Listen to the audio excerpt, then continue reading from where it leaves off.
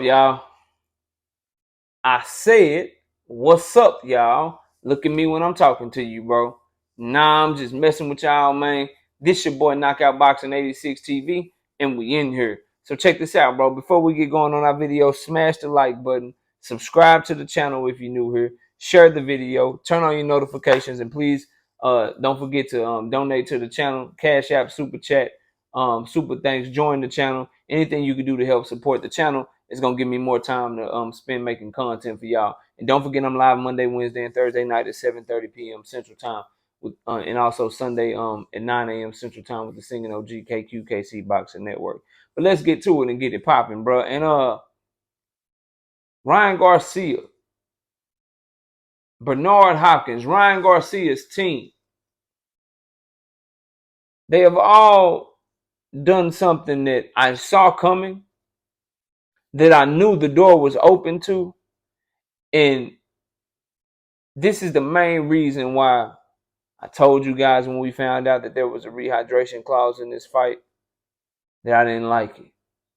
Because what's happening is boxing writers, Ryan Garcia himself, Bernard Hopkins, these guys are now all making excuses to try to explain away why he got his ass whooped by who was clearly a superior fighter in Getvonta Tank Davis. This writer from Boxing News 24 says, "You hate to second guess what Ryan should have done, but the fight could have had a different outcome if he'd been 100% healthy and strictly boxed Getvonta for 12 rounds using his height and reach to win a decision." Strictly boxed Getvonta for 12 rounds. I don't know how these dudes get hired, bro. What's this dude name? I don't know, like Craig Daly, bro.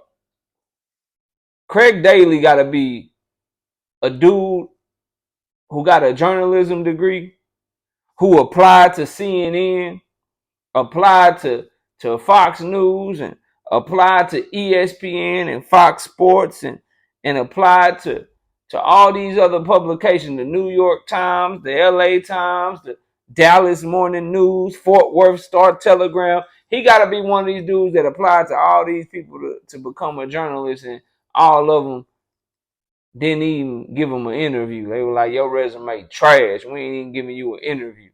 And then finally, Boxing News 24 gave him a shot.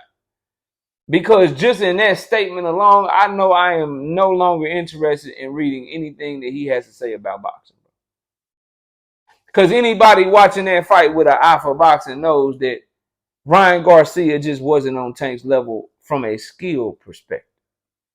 He didn't have the fundamentals. His defense was not as tight.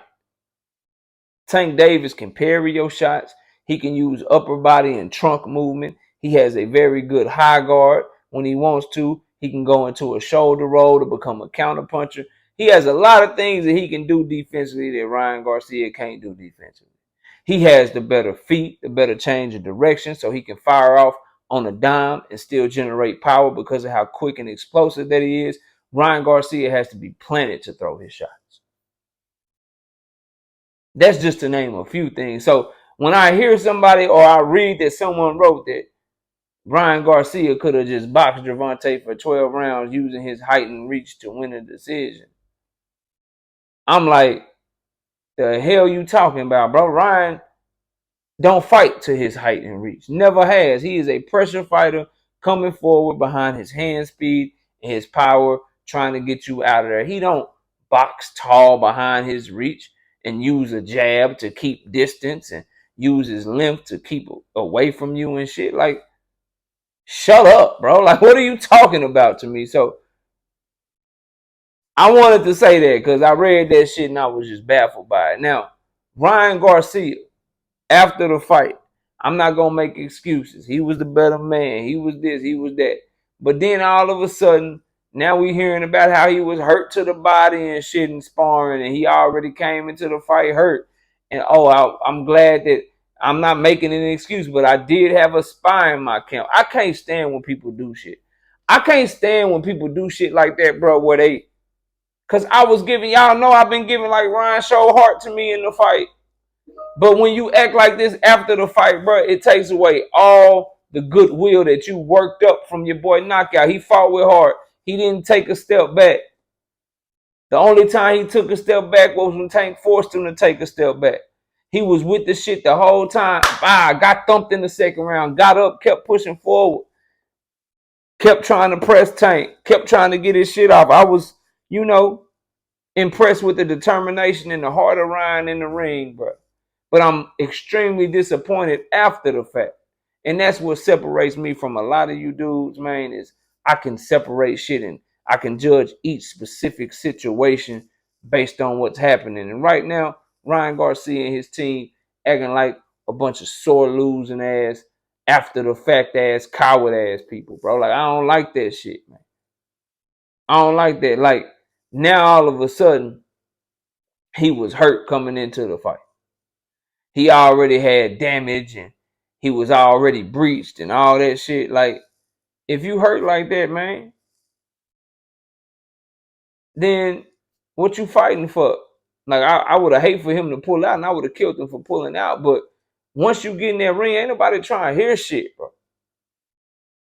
Ain't nobody trying to hear shit. And you just make yourself look weak. You make yourself look weak. And his promoter is looking even weaker. And Bernard Hopkins, he said, I don't think it affected him to the point where he couldn't perform the way he did. I don't think it affected him where he looked like a skeleton on the scales. I thought Ryan looked great. His skin still had moisture when I watched him. So he's saying that Ryan was fine with the rehydration clause. But this is where the shit get bullshitty. He said, I just think he got caught with a shot that he didn't see on the side of the liver or rib that was already bruised and breached. These dude fighters, bro, they fight to get ready for a fight. They got 16-ounce gloves. They put on headgear and shit. They might have a body protector, but they spar, which is fighting. They fight to get ready for a fight. Everybody got bruises. Ain't nobody trying to hear that shit. Everybody coming to a fight bruised. They've been spending the whole camp fighting to get ready for the big fight. So you got your bruises, you got your sores and shit. You got all that shit. If that man had a serious injury, they wouldn't have let him fight. That's what they do. They check you the week of the fight. They check you leading up to the fight. Because they ain't trying to catch no lawsuit. They make sure you healthy enough to fight. Remember, they caught Earl Spence's retina injury. If Ryan had some real shit, like a cracked rib or a fucked up liver already or anything like that, they would have caught that shit and said, he can't fight. He can't fight. He already got this going on. He already injured and shit. So I'm not trying to hear that bullshit that these dudes doing right now, man. But this is what it opens the door for. Because you got some people riding with this shit. This is the main reason I was like, bro, that rehydration clause is going to come back to bite y'all, man. Don't put it in there. It's gonna give people an out. It's going to give them excuses. And what are we seeing? What are we seeing? Bernard Hopkins in this interview said it didn't affect him, but what are reporters doing? What are people trying to push as the narrative right now? They keep asking everybody around Ryan. They keep asking Ryan themselves, oh, what about the spies in your camp? What about the rehydration clause? Weren't you hurt going into the fight just to try to get these narratives out there and give an excuse as to why Tank Davis dominated him so thoroughly the way he did? Why he outboxed him for 7 goddamn rounds and then stopped his ass? When he's just supposed to be a power puncher. He ain't supposed to have all this IQ and shit. That's what they want to lead people to believe. He ain't supposed to have all these boxing skills. We got to try to make a way so we can build Ryan back up. Let's come up with all these fucking excuses as to why he lost.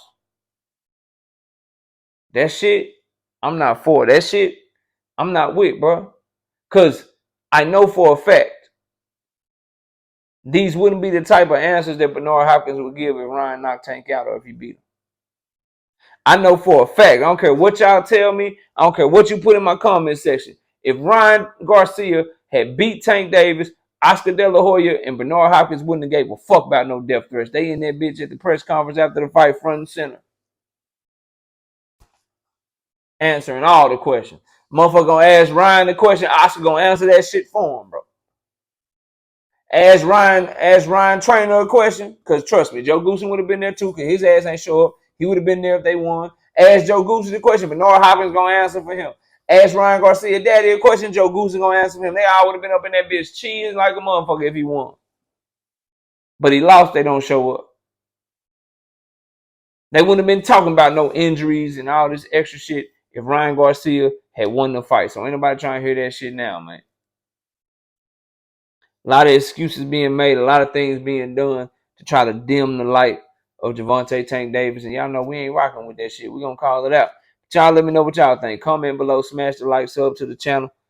Share the video, turn on your notifications. Don't forget we go live Monday, Wednesday, and Thursday night at 7:30 p.m. Central Time. Appreciate y'all watching. Enjoy the rest of your day. And with that, we out of here.